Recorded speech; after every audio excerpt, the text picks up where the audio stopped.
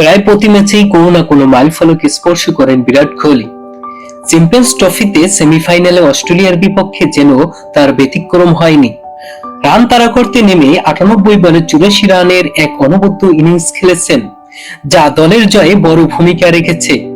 ওয়ানডেতে run তাড়ায় তিনি 8000 রানের মাইলফলক স্পর্শ করেন। এই কীর্তি তার আগে শুধু সচিন তেন্ডুলকারেরই আছে। তেন্ডুলকারের যেখানে লেগেছিল 232 ইনিংস, সেখানে বিরাট কোহলির লেগেছে মাত্র 159 ইনিংস।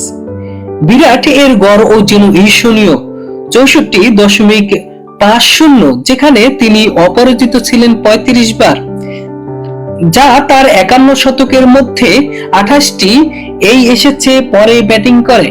ওয়ানডেতে রান তাড়ায় 5000-এর বেশি রান করা ব্যাটসম্যানদের মধ্যে একমাত্র কোহলির গড়ই 50-এর উপরে।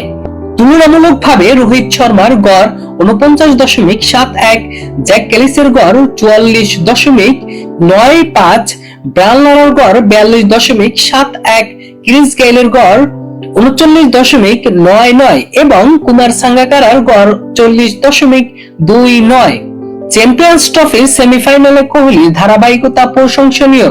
2013 সালে শ্রীলঙ্কার বিপক্ষে অপরাজিত 58, 2017 সালে বাংলাদেশের বিপক্ষে অপরাজিত 96 এবং অস্ট্রেলিয়ার বিপক্ষে 84 রানের এক ইনিংস খেলে দলকে জয়ের নঙ্গরে পৌঁছে দিয়েছেন। পরিসংখ্যান বলে ওয়ানডে ক্রিকেটে রান তাড়ায় কোহলি সর্বকালের সেরাদের একজন। তবে কোহলি নিজে এসব নিয়ে কখনো ভাবেন না। ম্যাচ সেরা হয়ে কোহলি বলেন, এসব মাইলফলক কোনো গুরুত্ব আমার কাছে নেই।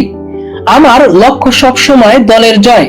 পাকিস্তানের বিপক্ষে এক অসাধারণ সেঞ্চুরি করার পরও তিনি এই কথা বলেছিলেন, ব্যক্তিগত অর্জনের চেয়ে দলের জয় আমার কাছে অনেক বড়। কোহলির এই মানসিকতাই তাকে বিশ্ব ক্রিকেটে অন্যতম সেরা ব্যাটসম্যান হিসেবে প্রতিষ্ঠিত করেছে।